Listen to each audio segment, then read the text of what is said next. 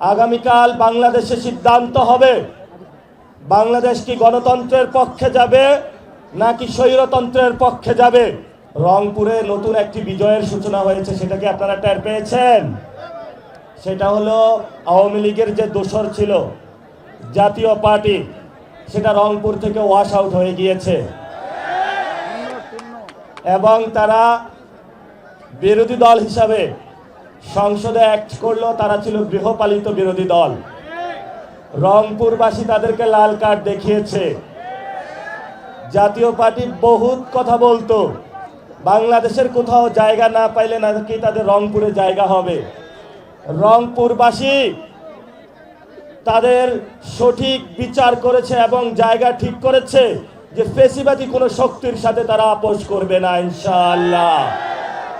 প্রিয় রংপুরবাসী, আমরা বাংলাদেশের খুব সংকটের মুহূর্তে যাচ্ছি। আগামীকাল সংসদ অধিবেশন শুরু হচ্ছে। আগামীকাল বাংলাদেশে সিদ্ধান্ত হবে বাংলাদেশ কি গণতন্ত্রের পক্ষে যাবে নাকি স্বৈরতন্ত্রের পক্ষে যাবে। যদি আগামীকাল বাংলাদেশ স্বৈরতন্ত্রের পক্ষে যায়, আমাদেরকে আরেকটি বিপ্লবের প্রস্তুতি রাখতে হবে ইনশাআল্লাহ। আমরা অনেক ভুল করেছি, আমরা অনেকের প্রতি দয়া দেখিয়েছি, অনেকের প্রতি মায়া দেখিয়েছি, অনেকের প্রতি সহনশীল আচরণ করেছি, ভদ্র ব্যবহার করেছি, সভ্য সমাজের সূচনা করেছি। কিন্তু আমাদের যে দুর্বলতাকে আপনারা নিয়ে বাংলাদেশ আওয়ামী লীগের পুনর্বাসন, চুপ্পুর যে ভাষণ সংসদে বাজানোর প্রচেষ্টা করছেন, আওয়ামী লীগের অফিস খোলার চেষ্টা করছেন, এই সকল পায়তারা যদি চালনা আপনারা রাখেন, তাহলে আপনাদের বিরুদ্ধে আমাদের যুদ্ধ অবতীর্ণ হতে হবে ইনশাআল্লাহ। গতবারে আমরা একটা ভুল করেছিলাম, আন্দোলনে অনেকে স্টেক নিয়ে বাংলাদেশের জনগণের উপরে চাঁদাবাজির মহাসাম্রাজ্য চালিয়েছিল, সন্ত্রাস চালিয়েছিল, দুর্নীতি চালিয়েছিল। এবারের আন্দোলনে আমরা বলবো, যারা চাঁদাবাজি করেন, সন্ত্রাসী করেন, দুর্নীতি করেন, আল্লাহর রাস্তে আপনারা দূরে থাকবেন।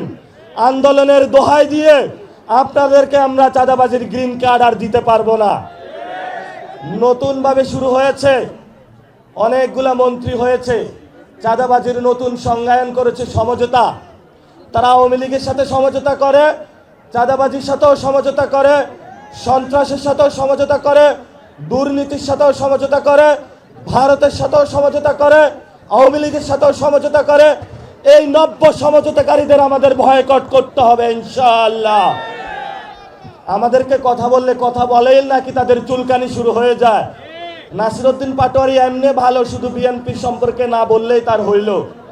আরে ভাই, আমি বিএনপি নিয়ে বলতে চাই না, আমি চাঁদাবাজদের নিয়ে বলতে চাই, সন্ত্রাস নিয়ে বলতে চাই, দুর্নীতি নিয়ে বলতে চাই। যদি তোমার দলে এগুলা থাকে, দ্রুত তাদেরকে বের করুন, না হলে আজকে যেমন মানুষ বলছে আব্বাস চাঁদাবাজ, কালকে বলবে বিএনপি চাঁদাবাজ।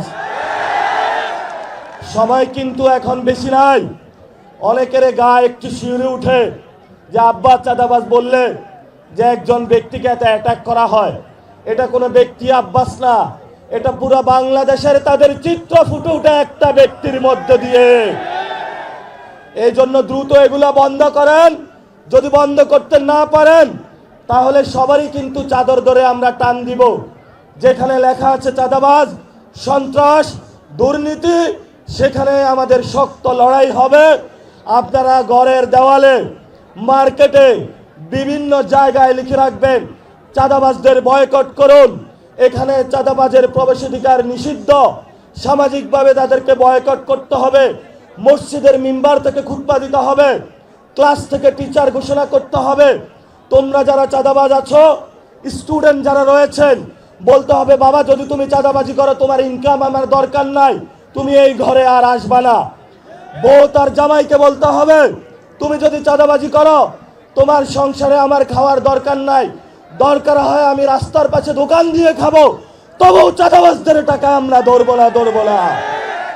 সবাই আপনারা চাঁদাবাজদের বিরুদ্ধে ঐক্যবদ্ধ থাকবেন, দুর্নীতির বিরুদ্ধে ঐক্যবদ্ধ থাকবেন, সন্ত্রাসের বিরুদ্ধে ঐক্যবদ্ধ থাকবেন, আওয়ামী লীগের বিরুদ্ধে ঐক্যবদ্ধ থাকবেন, জাতীয় পার্টির বিরুদ্ধে ঐক্যবদ্ধ থাকবেন।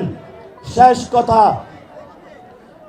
আমাদের একটি দল রয়েছে যারা সারা জীবন রাজনীতি করেছে, ভারত বিরোধী রাজনীতি। এখন তারা ক্ষমতার মোহে অন্ধ হয়ে ভারতের সাথে সমঝোতা করেছে। বাংলাদেশে আমরা বলতে চাই, আমরা মান মর্যাদা চাই। আমরা হতে পারি গরিব, আমাদের অনেক সংকট থাকতে পারে, কিন্তু মর্যাদার প্রশ্নে আমরা কোনো দেশের সাথে সমঝোতা করতে রাজি নই। তোমরা যারা সমঝোতা করেছো, আওয়ামী লীগের সাথে আতাত করেছো, বাংলার মানুষ একদিন তোমাদেরকে জবাব দিবে। গত 50 বছর রাজনীতিতে প্লে করেছো ভারত কার্ড, নতুন করে এখন সমঝোতার কার্ড চালু করেছো। আমরা তোমাদেরকে হুঁশিয়ার করে দিতে চাই, বাংলাদেশের মানুষ 18 কোটি মানুষ যতদিন জীবিত থাকবে, রংপুরবাসী যতদিন থাকবে, ভারতীয় আধিপত্যবাদ আমরা বাংলাদেশে মেনে নেব না। আপনারা সবাই হাত তুলে শপথ করুন, ভারতের বিরুদ্ধে বাংলাদেশের আমাদের লড়াই সংগ্রাম ঐক্যবদ্ধভাবে চলবে।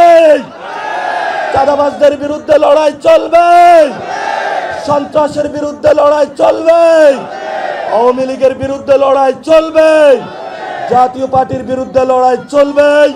সেই বিপ্লবে দেখা হবে। সবাই ভালো থাকবেন।